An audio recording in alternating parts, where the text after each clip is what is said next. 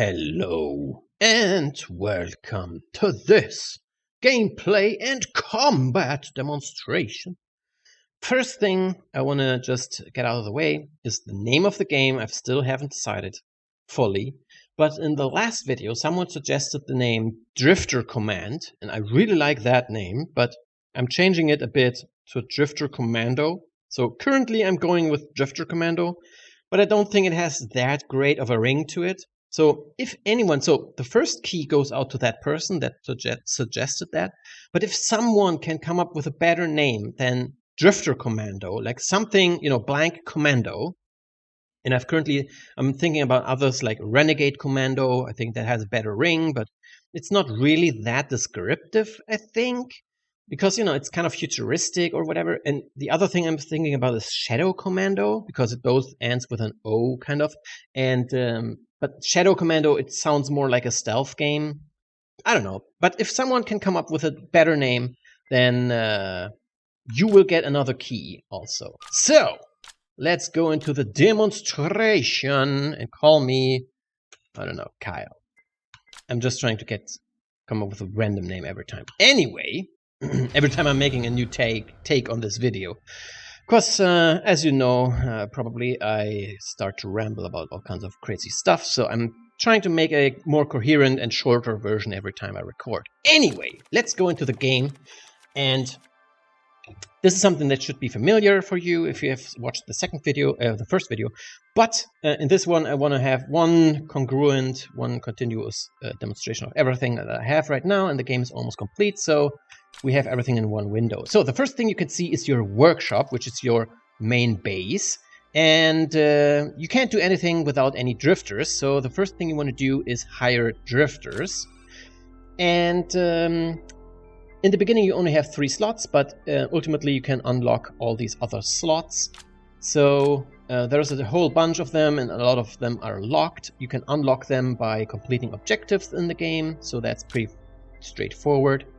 So let's just hire a few people. I need someone who's good in combat, someone who's good in mechanics and survival is also very good, and diplomacy, he's also good in diplomacy, and another mechanic maybe. Let's pick her. And as you can see, everyone has different abilities and it has a different price and stuff like that. So you can make your own party, as you can also sort them however you like, and so you can create your own little party however you see fit. Anyway, so let's move her over to the reinforced frame, because I want to construct a building with her. And let's have him, wait, is a survival objectives. All right, so objectives are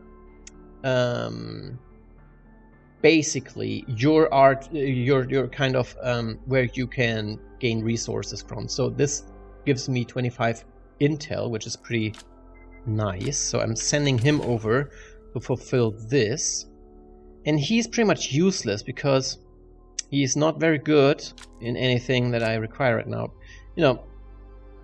All right, so you can construct buildings, and then in these buildings you can send people to work there. So I can make him work in the workshop for now, but it's not very good because he's not a very good mechanic. Anyway, I'm advancing time now, and you can see in the background sun is rising, and I've changed this pixelated look in the background to this like more and there's a development text in the top left which you can ignore for now. Anyway, so Mr. Black has arrived at the objective. Now I can do the objective with him, which is survival, and you always want to send the right person for the right job, because not only does it affect the time it takes for this person to complete the objective, but it also changes the amount of resources that you're getting for the finished task. So there's a double, there's 2 reasons why you would never want to send someone to an objective that this person is not good at. So Indigo has arrived, so let's make a mystery meet. The other options are for later in the game, or when you have like more scraps. So the casino is very important because it can generate coins, and coins are the currency that you pay your drifters with. And let's just make a mystery meats because food is very important, because every time someone rests, like Jake for example right now, you can see the food icon on top of him, it makes the stamina regenerate faster. So you always want to have food ready for the people to rest. And it goes like in steps, like every 2 hours they eat a food or something like that. So he's working there and he's making some scraps for us, but it's not required. So if we stop his work,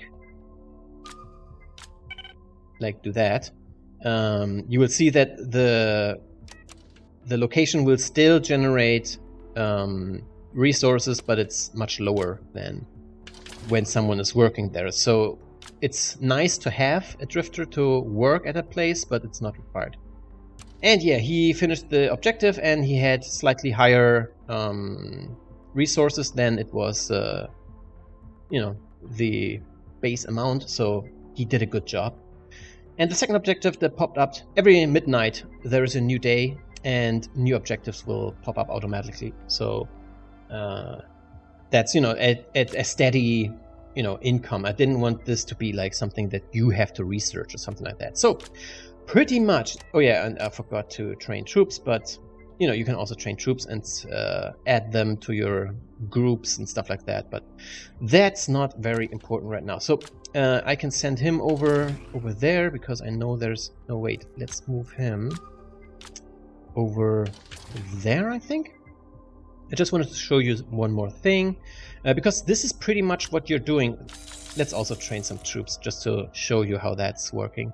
So you basically are exploring the map, but you don't want to explore too much at the same time, because all the objectives will only spawn in the areas that you have already discovered.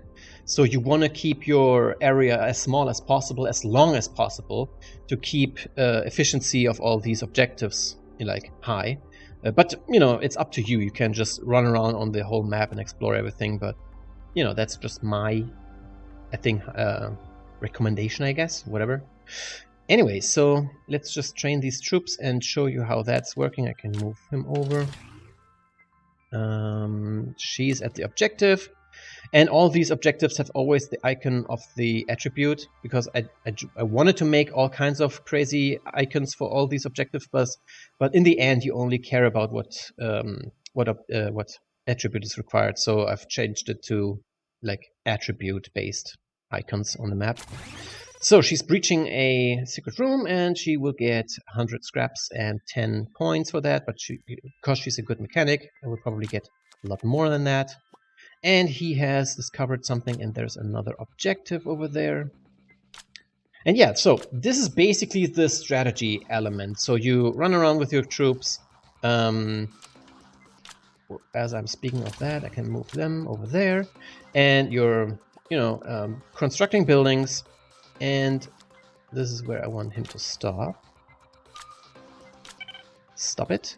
And the last aspect is, so you run around, you do your objectives, and you construct buildings. You protect these buildings from the demons that are currently not spawning, because I've disabled them for this demonstration. Because the combat is done, but the drifters aren't ready yet for the combat. So it would break basically when drifters get into combat, and you know, because demons are running around randomly, I didn't want that to happen, so I've disabled it for now. Anyway, so you want to close these demon portals. This is the most important objective. On top, this is just a placeholder right now, but you can see how many portals you have closed and how many portals are in the possession of the demons. And you want to send people over to close them, and the more you close, the higher the difficulty gets. So this is basically how the game is balanced. And let's just advance time a little bit so I can show you how you can mix and match your troops. As soon as they're getting over there, yes, because I've added an auto pause. I probably should like make that more clear, like with an audio cue or something like that. But anyway, so these are not, these two troops are at the same place, so I can open the troop management and now I can just put him over in that group, and they say okay, and now when they move, they are moving together now. So yeah, that's pretty much how troops and management of that works. So yeah, so you run around, you fulfill the objectives, you construct buildings, and that's pretty much the strategy element. And also these objectives will not only give you resources but also items, but the items are not finished yet, so you can outfit your drifters with a weapon, armor, and the last one is a trinket. And based on these 3 items, you can, increase their stats and stuff like that. So drifters will become extremely powerful. But enough of that. Let me just show you the combat now. And I've just randomly generated 2 teams based on, consistent of just randomly selected troops, and they all have random weapons and armor. But ultimately, in the end, the combat is completely automatic. But your agency basically is that you want to send the correct troops, basically, because weapons and armor are a bit like rock paper scissors. So if the enemy has a lot of a certain armor type, you want to choose troops with certain weapons to counter them, basically. And also, your drifters are also very, very powerful, so you want to send them into combat as well. And yeah, that's pretty much the combat that I want to show you. Is just a demonstration. So in the final game, it would be more centered around the drifters. So drifters are very, very powerful, and your units are much more powerful. So there's a lot of demons and a low amount of your units, and that's pretty much how I want to balance it. Anyway, so I will shut up now and I will let you watch the combat.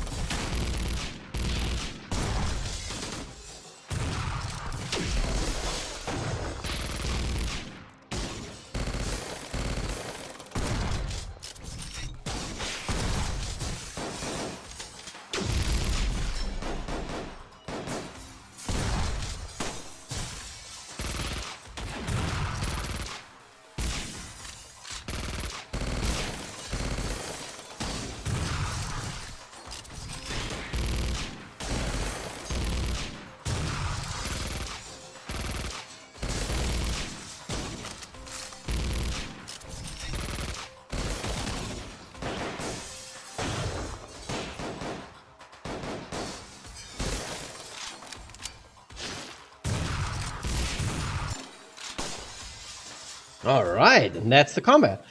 So as you can see, it's pretty random with all the weapons and armor, and yeah, so that's the demonstration. I hope you liked it. Tell me what you think, so your suggestions, and yeah, I will keep working on the game. I hope it's not long enough, not long anymore before I can, make all the Steam stuff and get the game out there, because there's not much missing. And yeah, please tell me what you think, and I thank you guys for watching, and I will see you in the next video.